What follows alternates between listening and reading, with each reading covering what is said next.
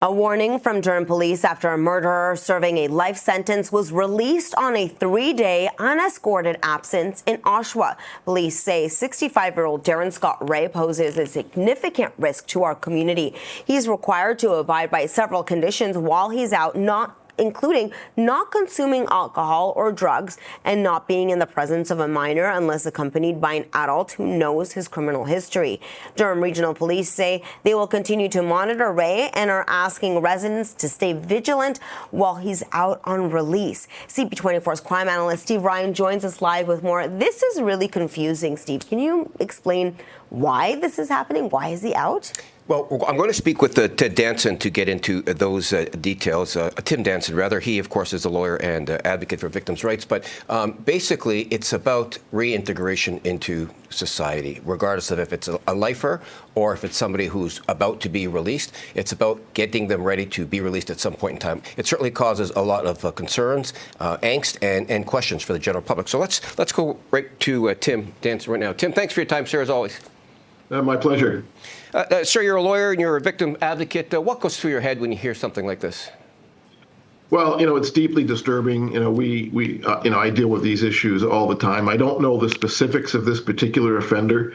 Interesting, just last week, I was in Ottawa meeting with various cabinet ministers and government officials with the Toronto Police Association for legislative change. And one of the big problems structurally in our law, in the CCRA, is that they don't make a distinction between 95% of offenders, federal offenders who have fixed sentences and will get out at a certain point in time, and lifers.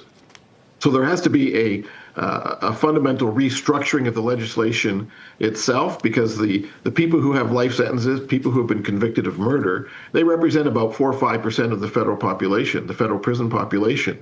So but they have an overarching principle in the corrections parole system that any decision that's made with respect to any offender is the least restrictive. And that's interpreted in a manner that does not, in practice, make a distinction between murderers and people who have fixed sentences. So that needs to change. And there must be much more transparency. And one of the things that we're advocating is this major structural change.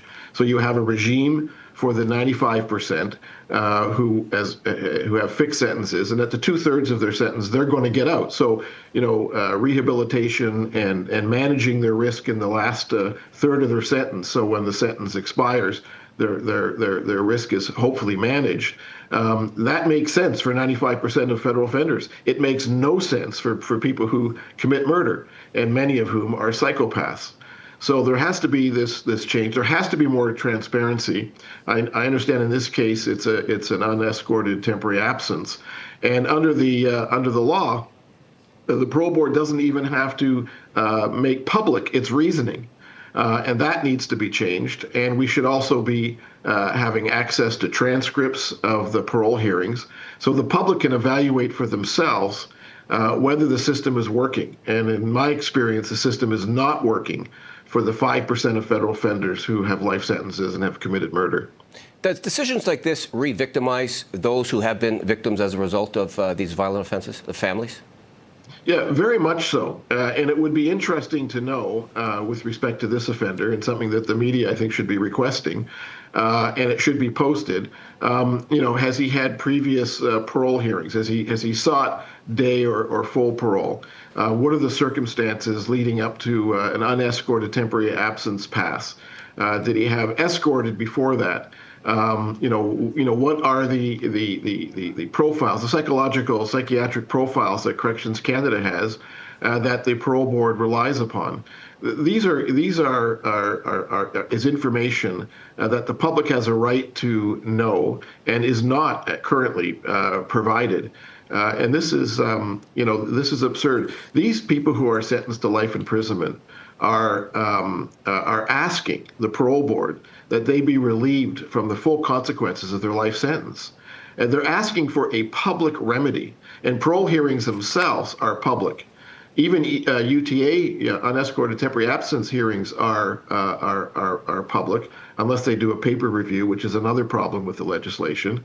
But they don't disclose that information to the public, and we have a right to know. If you're asking for a public remedy, if you're asking to be relieved of the consequences of your life sentence, and you're asking to be reintegrated back into society, society has a right to know what is the basis for that decision, and what's the medical information with respect to that, so they know that their safety is taken care of.